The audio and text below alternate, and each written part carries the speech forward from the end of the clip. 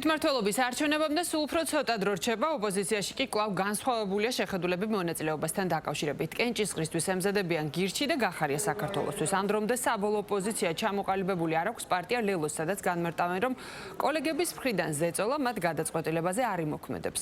სხვა ოპოზიციონერები კი ამბობენ, რომ აუცილებელია ერთობლივი ბოიკოტი. მმართველ გუნდში კი გამარჯვებაში დარწმუნებულები არიან. ჩვენი პოზიცია არის ამ ეგრეთ წოდებულ არჩევნებში სინამდვილეში კი რუსულ კოცურ სპეცოპერაციაში შესვლას და იქ მონაწილეობის მიღებას ნამდვილად არ ვაპირებთ.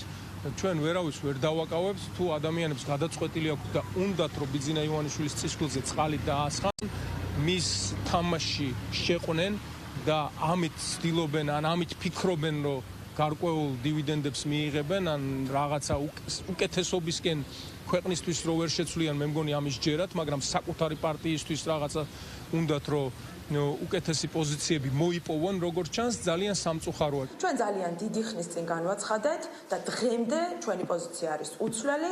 ჩვენ ვემზადებით თვითმმართველობის არჩევნებისთვის, იქიდან გამომდინარე, რომ თვითმმართველობის არჩევნები არის დღესდღეობით პოლიტიკური პარტიის ხელთ არსებული მხოლოდ ერთადერთი ინსტრუმენტი, რომელსაც შეუძლია მშვიდობიანი ფორმით შეცვალოს დღევანდელი რეალობა საქართველოს პოლიტიკაში.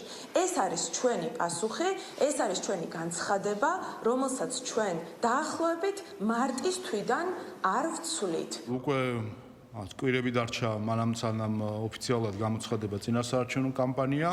მე მგონი ეს იწილო-ბიწილო უკვე უნდა დასრულდეს რაღაც მომენტში. ჩვენ ვემზადებით არჩევნებისთვის, ქართველი ხალხი ემზადება არჩევნებისთვის. არის მნიშვნელოვანი არჩევნები, იმიტომ რომ ადგილზე მოსახლეობამ უნდა აირჩიოს თავისი თვითმმართველობა, რომელმაც მისი ყოფითი ყოველდღიური საკითხები უნდა მოუგვაროს. ანტიქართული ოპოზიცია რამდენად ჩაერთვება არჩევნებში, ეს მათი პრობლემა არის, არც მათი მონაწილეობით მოემატება რამე ამ ყველაფერს, ვინაიდან ეს არის უკვე გაცხადებულად ანტიქართული პოლიტიკური ჯგუფები და არც მათი არ მონაწილეობით დააკრდება საერთოდ რამე არჩევნებს.